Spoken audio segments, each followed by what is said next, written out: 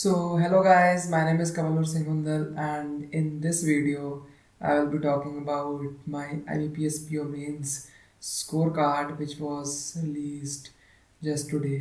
तो मुझे इस रिज़ल्ट का बेसब्री से बहुत देर से इंतज़ार था, बट इसके पहले मेरा एक NAI new India assurance company limited का AO का रिज़ल्ट आ गया और मैं उसके अंदर सिलेक्टेड हूँ। इसके कारण इसकी थोड़ी क्यूरियोसिटी और एक्साइटमेंट कम हो चुकी है।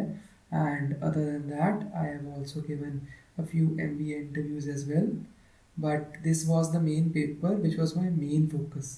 कैट या NIACL वो में भी क्लियर हो गए, बट उनकी तरफ मैंने कोई ध्यान नहीं दिया था।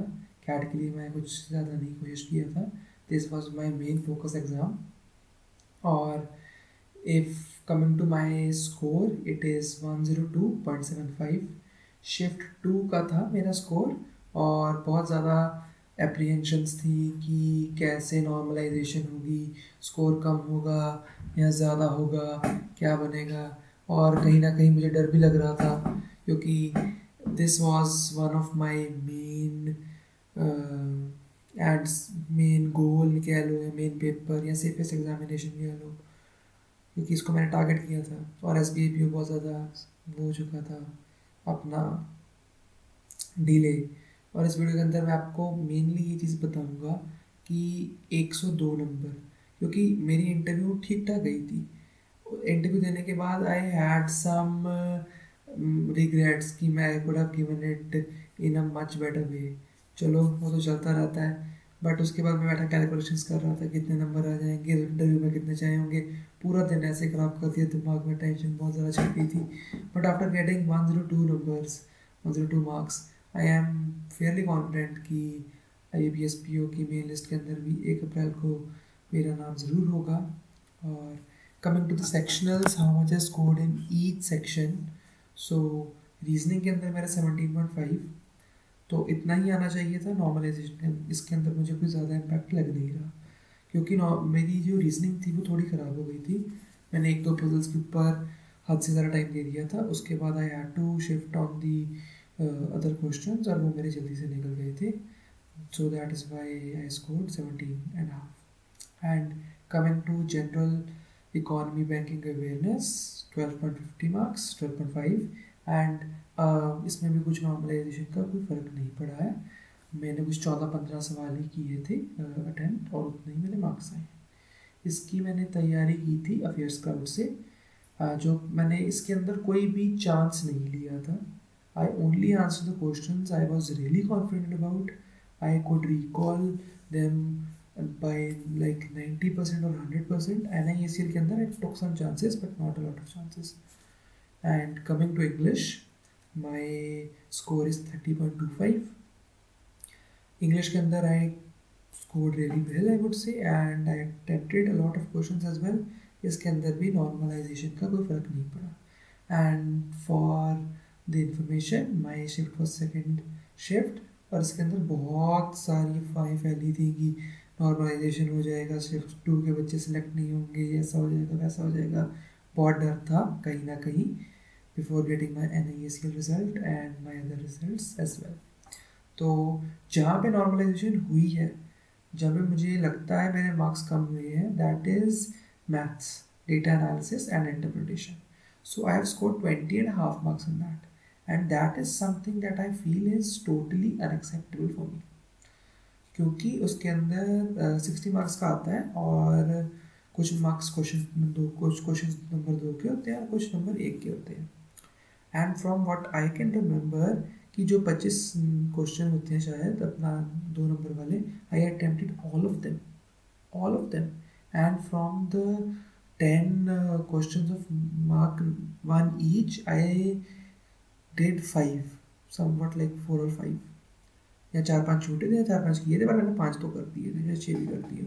तो एंड आई नो कि मेरा मैथ नहीं करता, मैं गलत नहीं करता मैथ्स। एंड मोर ओवर बंदे को खुद को एक आइडिया होता है कि if he will be able to score good in that subject और not. I was really considering कि मेरा रीजनिंग में कुछ ऊपर नीचे ना हो जाए, कि उसके अंदर कभी कभी पजल गलत निकल जाती है प्रेशर के अंदर। बट मैथ्स के अंदर I was really really really very confident. मेरे 20 मार्क्स आए, ठीक मार्क्स आए, बट आई एक्सपेक्टेड मोर। इसके अंदर नॉर्मलाइजेशन सेकेंड शिफ्ट के अंदर ज़रूर हुआ है। I must have scored more than this, like, and that too by good margin. And coming to English language and letter writing, I scored 22 marks out of 25, which is a really great score. 88% in your written examination in which you're writing a letter or essay. Great score. इसके अंदर देखो मैं कितना as ले चुका हूँ। कई बच्चे इसके अंदर 14-15 नंबर लेके आएंगे, 7 नंबर वहीं से चले गए। So this is something that I am really happy about. And इसकी तैयारी कैसे की थी? कुछ स्पेशल तैयारी नहीं की थी।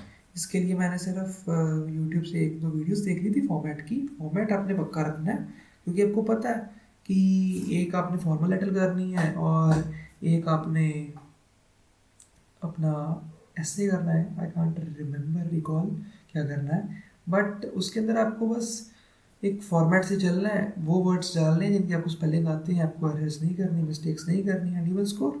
And that is how I scored. So overall marks are 102.75, and for the general category the cutoff is 66.5. So I have passed this examination by a huge margin. I am not boasting of anything over here. मैं सिर्फ ये बता रहा हूँ that I am happy about my performance. Though I feel normalization has reduced my marks in the data analysis and interpretation section. And coming to the strategy, तो मैं आपको बताता हूँ मेंस की स्ट्रैटेजी होनी क्या चाहिए। जैसे आपने ना जो मेंस के जो मॉक्स हैं उसके ऊपर फोकस बहुत अच्छी तरह से करना है। फोकस कैसे करना है? ये नहीं कि रोज़ का एक मॉक दे देंगे, मॉक्स के ऊपर लगे पड़े उनका एनालिसिस कर रहे हैं, 5-5 10 घंटे एक मॉक के ऊपर लगा रहे हैं। That is not going to help you. Bank is not about solving each and every question.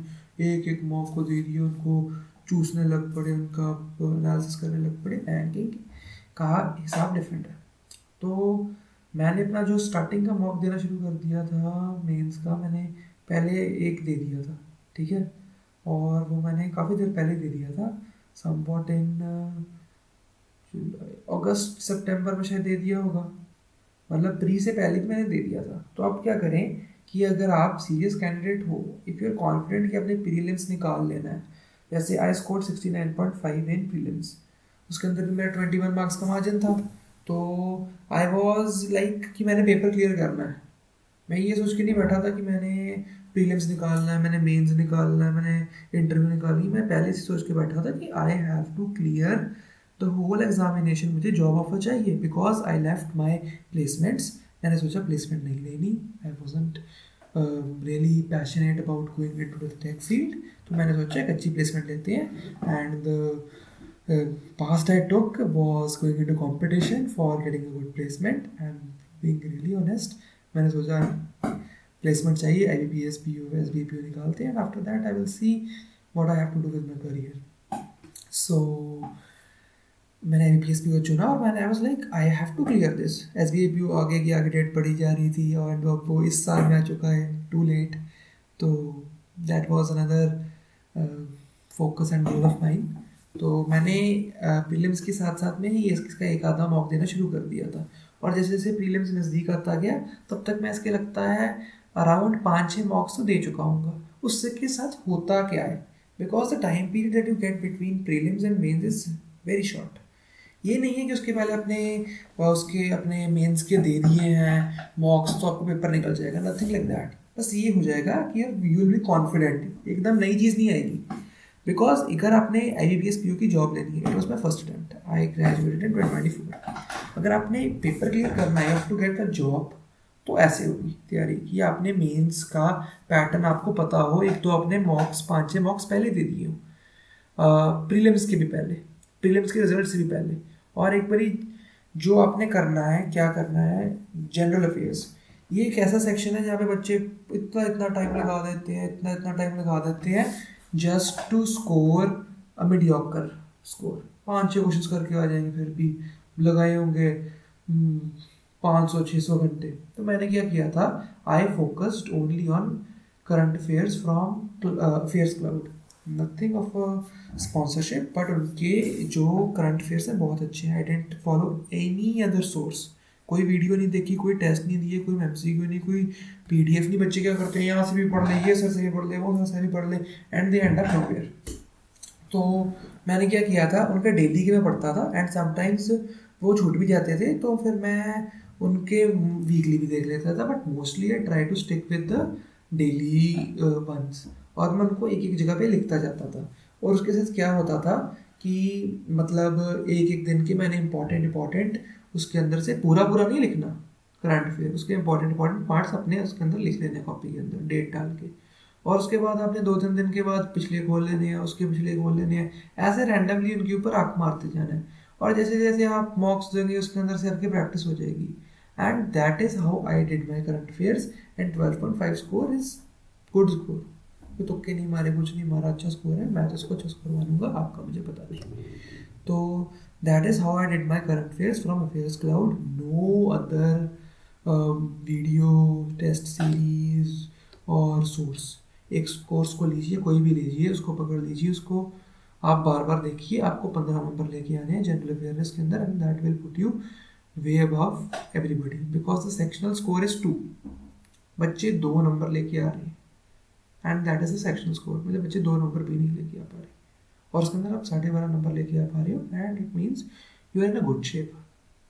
And coming to English language, English का तो मैं आपको क्या कहूँ, I didn't prepare anything for it. Reasoning और डेटा एनालिसिस की मैंने तैयारी, मैं उसका मेजर क्रेडिट दूंगा करियर डिफाइनर वाले मोहिती सर को। I believe he is putting and he has put the best videos on banking on YouTube till now. मैंने तो उनको ही देखा है। I don't think so that any other institute paid और free comes close to his quality that he has provided.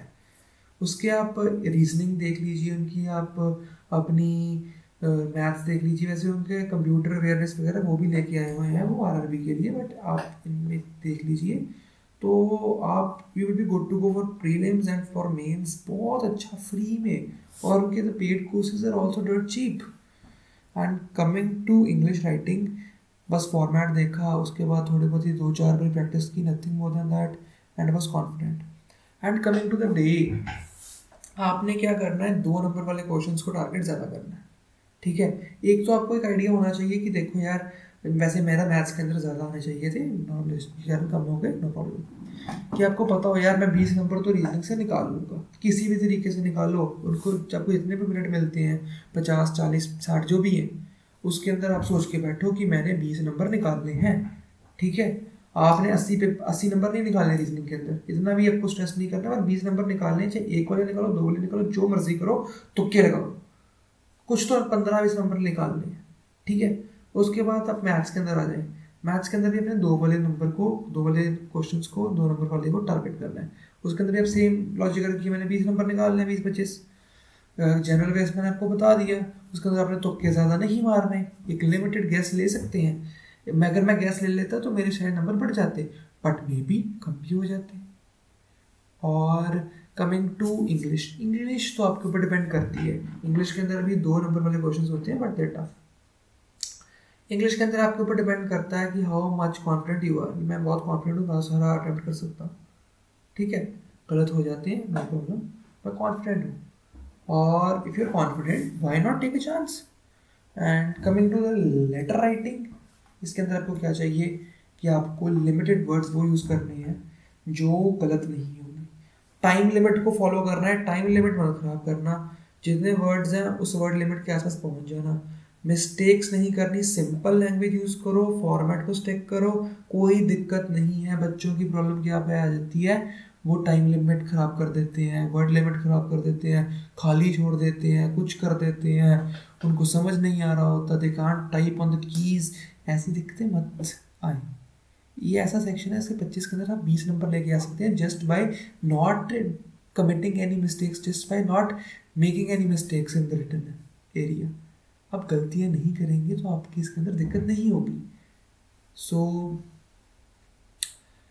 इसके अंदर भी आपको 25 में से 19-20 नंबर आराम से मिल सकते हैं। मैथ्स के अंदर भी आपको 20 नंबर आराम से मिल सकते हैं। रीजनिंग के अंदर आप बढ़ा सकते हैं। I am not very good in reasoning, reasoning मेरी ठीक है, but sometimes I fumble it. तो आप दिक्कत उसके अंदर बहुत बच्चों को नहीं होती, वो रीजनिंग से अच्छे नंबर ले आएंगे।